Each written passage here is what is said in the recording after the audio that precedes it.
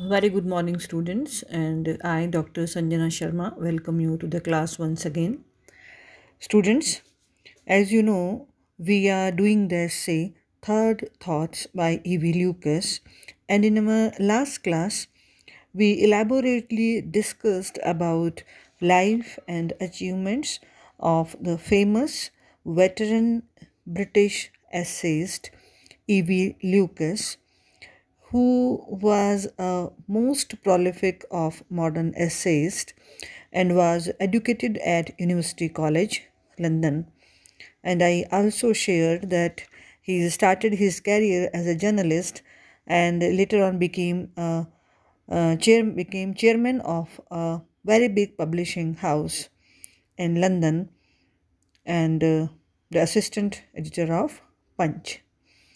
And he has not only written essays but light books of travel, novels, poetry, drama, and biography as well. So, students, this beautiful essay, it is a satire on human tendency of earning more and more profit. It's a satire on our sense of greed that is somewhat there in almost all of us. So the author says that this story was told to him by one of his friend. The friend was dealing in the items that are sold and bought in a shop that usually keeps old items, antique items, and usually he had to sell them at such a lower price that it seemed to him that by accepting that item at such a lower rate, the buyer was doing him a special favor. But one day, the things changed, and the day was a very fortunate day for him, bringing him an unexpected earning.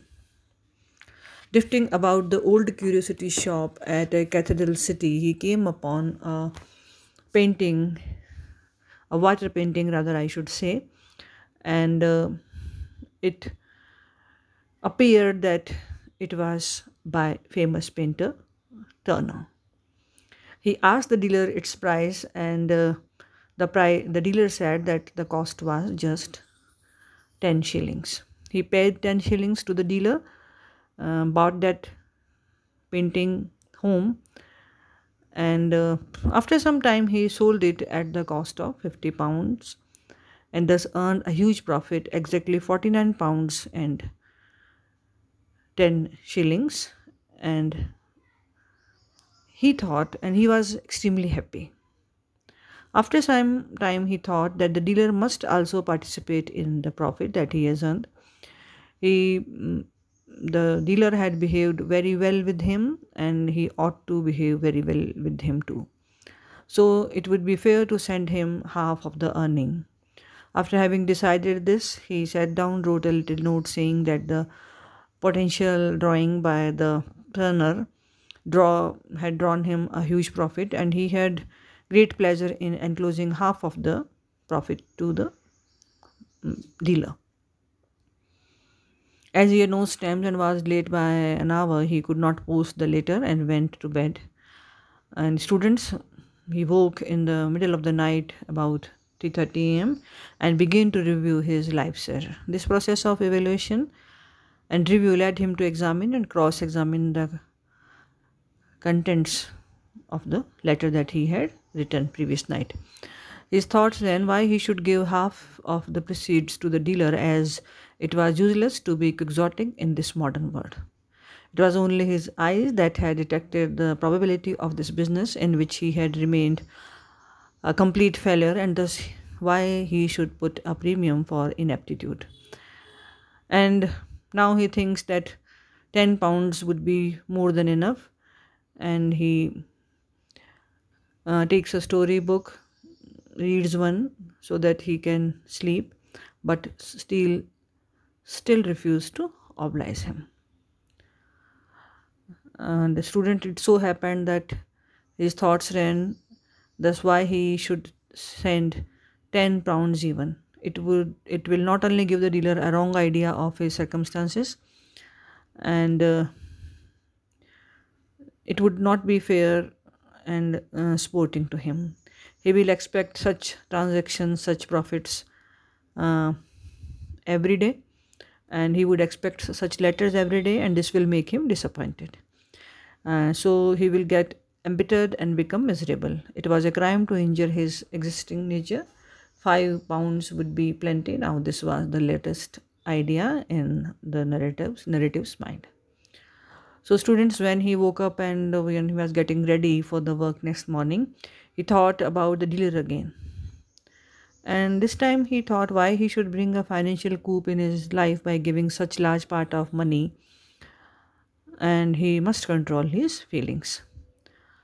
At last he decided in favor of sending a pound with a brief note. The note contained that he had sold the drawing at a profit, which enabled him to make a present because it is his old belief that good luck must be shared. He had the envelope containing the check and the brief note in his pocket when he reached the club for lunch. He played bridge so badly that and he lost much money, and he was happy that he hadn't posted the letter yet. As in the last, he decides not to send anything to the dealer, thinking that buying and selling are a perfectly straightforward matter between the dealer and customer. The dealer asks as much as he thinks he can extort, and the customer, having paid the price, is under no obligation of the dealer. So the incident came to an end. So, students, this is a very amusing, entertaining, and enlightening essay as well, as it throws light on the common feelings, common human tendencies of the people that we have around us, and we too can be one of such people. Thank you very much, student.